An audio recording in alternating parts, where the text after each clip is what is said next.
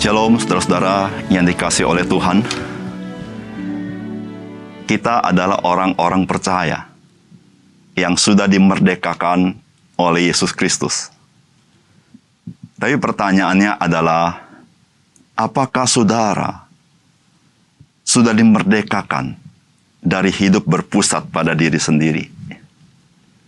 Saudara, jikalau kita masih hidup berpusat pada diri sendiri, ada banyak hal yang Tuhan kerjakan, yang kita tidak peka untuk merespons.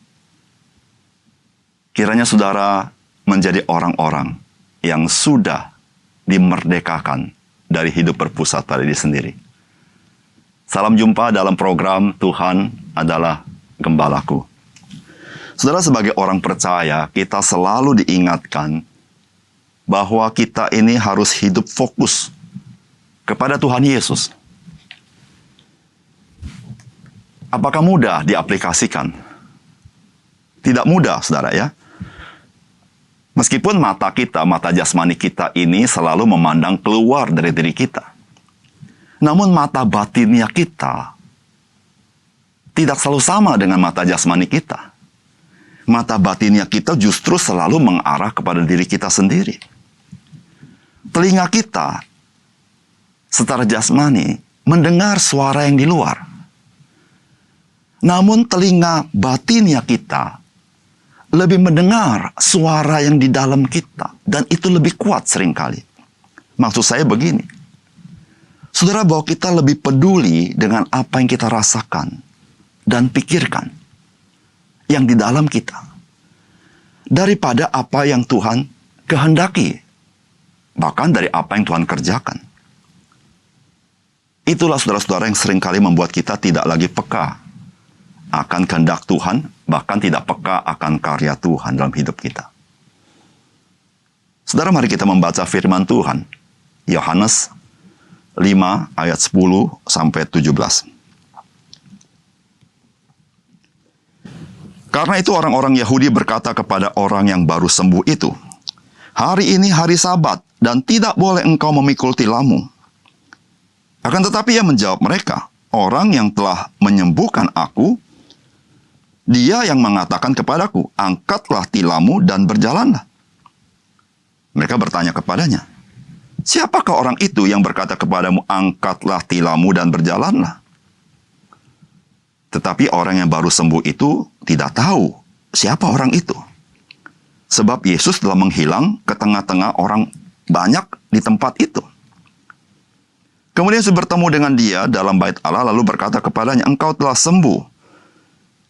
Jangan berbuat dosa lagi, supaya padamu jangan terjadi yang lebih buruk."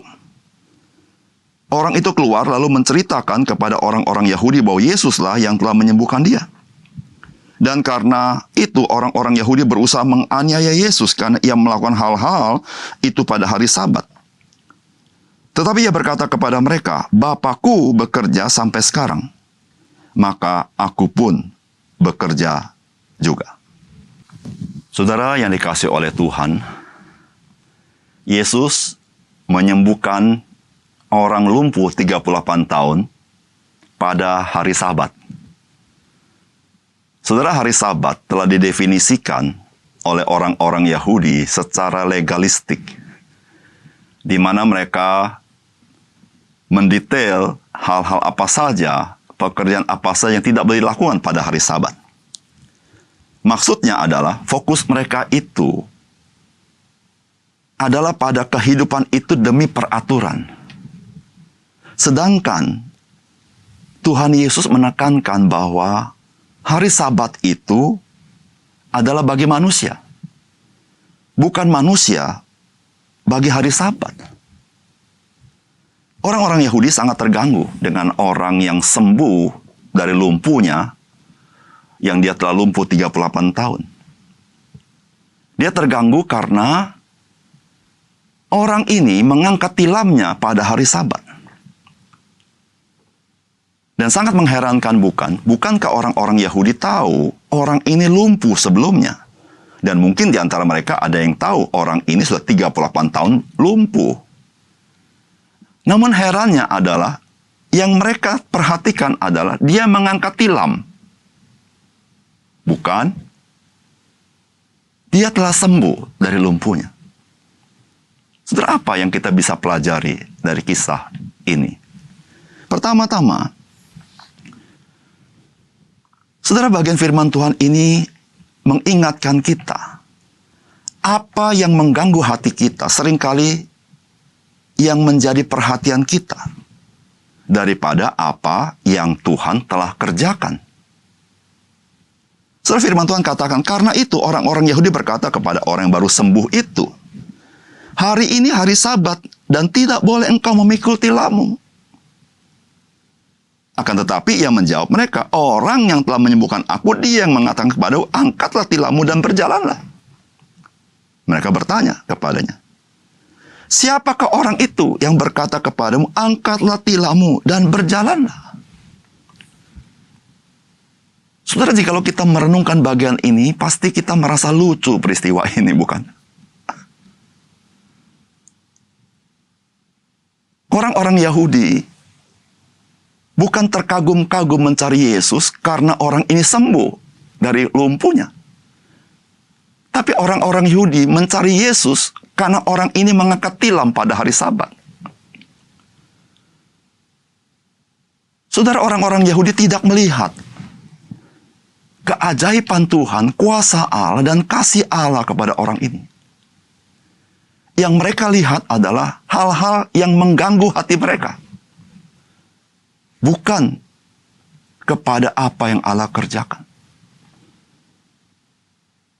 Saudara, hal ini bisa terjadi dalam hidup kita, bukan? Kita bisa menjadi buta kepada apa yang Allah kerjakan. Karena kita lebih peduli dengan apa yang kita rasakan. Kita bisa buta kepada apa yang Tuhan kehendaki. Karena kita lebih peduli dengan apa yang kita pikirkan. Kita bisa buta kepada kasih Tuhan. Karena kita lebih peduli dengan apa yang mengganggu hati kita. Dan kita menjadi orang Kristen yang tidak peka akan pimpinan Tuhan. Karena kita lebih berpusat kepada apa yang kita kehendaki dalam hidup kita. Saudara yang kasih dalam Tuhan, sangat disayangkan jikalau kita tidak bisa melihat betapa agung kehendak Tuhan, betapa dahsyat pekerjaan Tuhan, betapa kasih-Nya kepada kita, karena kita hanya mempedulikan apa yang di dalam hati kita. Saudara, jangan sampai apa yang terjadi dengan orang-orang Yahudi pada masa itu kita mengulangi dalam hidup kita. Saudara, orang-orang Yahudi ini mengalami kerugian yang sangat besar. Dengan demikian mereka tidak bisa mengenal Yesus Kristus. Dengan demikian mereka tidak bisa mengalami kasih Tuhan Yesus. Mereka hidup di dalam hidup yang lama. Tetapi saudara dan saya adalah orang-orang yang sudah mengenal Dia. Saudara, mari kita fokus kepada apa yang Tuhan kehendaki dan yang Tuhan kerjakan. Meskipun pada saat kita alami mungkin ada hal-hal yang mengganggu hati kita. Mari kita lebih peduli kepada apa yang Tuhan kerjakan dan kehendaki. Dan saudara lihat, engkau semakin mengenal Dia. Engkau semakin mengagumi Dia. Engkau semakin mengasihi Dia. Karena Dia terlebih mengasihi engkau dan mengasihi saya. Yang kedua, saudara, bagian firman Tuhan ini mengajar kepada kita. Saudara, bukan sekedar berhenti dari kesibukan kalau berbicara tentang hari Sabat. Tetapi bangunlah kepekaan dan alami Tuhan yang sedang bekerja di dalam kehidupan kita. Firman Tuhan katakan demikian, kemudian Yesus bertemu dengan dia, yaitu orang lumpuh itu dalam bait Allah, lalu berkata kepadanya, engkau telah sembuh. Jangan berbuat dosa lagi, supaya padamu jangan terjadi yang lebih buruk. Orang itu keluar, lalu menceritakan kepada orang-orang Yahudi bahwa Yesuslah yang telah menyembuhkan dia. Dan karena itu orang-orang Yahudi berusaha menganiaya Yesus karena ia melakukan hal-hal pada hari Sabat. Tetapi ia berkata kepada mereka, Bapakku bekerja sampai sekarang, maka aku pun bekerja juga. Saudara perhatikan, apakah yang Tuhan Yesus tekankan di dalam peristiwa kesembuhan orang lumpuh ini? Ketika Yesus bertemu lagi dengan dia di bait suci, dalam kondisi dia sudah sembuh, Tuhan sangat menekankan masalah rohani. Bukan hanya bergembira untuk kesembuhan jasmani, tetapi prihatinlah dengan kondisi kerohanianmu. Yesus berkata, jangan berbuat dosa lagi. Kalau engkau berbuat dosa lagi, akan terjadi hal yang lebih buruk. Bukan sekedar lumpuh, saudara. Bukan sekedar masalah jasmani. Saudara, inilah yang menjadi perhatian Tuhan Yesus. Saudara, Yesus memberikan satu pesan juga kepada orang-orang Yahudi. Hari Sabat bukan sekedar engkau berhenti secara fisik. Pada hari Sabat, fokusnya bukan apakah engkau bekerja tidak bekerja. Fokusnya adalah apakah engkau fokus kepada Tuhan. Fokus kepada masalah rohanimu. Fokus kepada introspeksimu di hadapan Tuhan. Fokus apakah engkau sadar dan peka akan pekerjaan Tuhan. Fokus kepada apa yang Tuhan kehendaki. Disitulah Yesus berkata apa? Bapakku bekerja sampai sekarang, maka aku pun bekerja juga. Saudara jangan lupa, memang Allah berhenti pada hari ke-7 dalam penciptaan. Namun Allah yang memelihara hidup kita, dia tidak berhenti bekerja. Saudara, jika Allah berhenti bekerja memelihara hidup kita, maka dunia akan binasa. Disitulah saudara, mengapa pada hari perhentian, waktu kita berhenti, kita bukan hanya berhenti secara fisik, tapi justru kita membangun kepekaan kita kepada Allah yang sedang bekerja dalam hidup kita.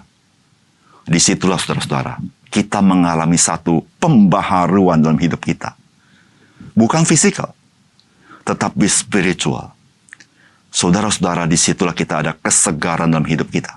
Disitulah pengharapan semakin cemerlang. Disitulah batinnya kita disucikan, dimurnikan, sehingga kita celik melihat hidup ini di dalam perspektif Tuhan. Saudara, maukah saudara mengalami hal ini? Yesus menekankan,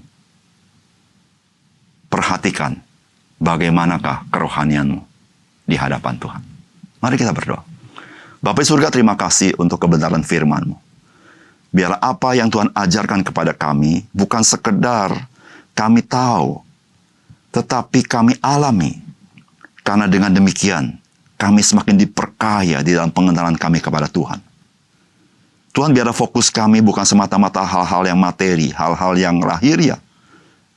Meskipun itu sesuatu yang baik, namun kami harus sangat-sangat care kepada bagaimana kerohanian kami. Semua itu bisa terjadi ketika kami fokus kepada Tuhan Yesus. Peka akan pekerjaan Tuhan, peka akan kehendak Tuhan.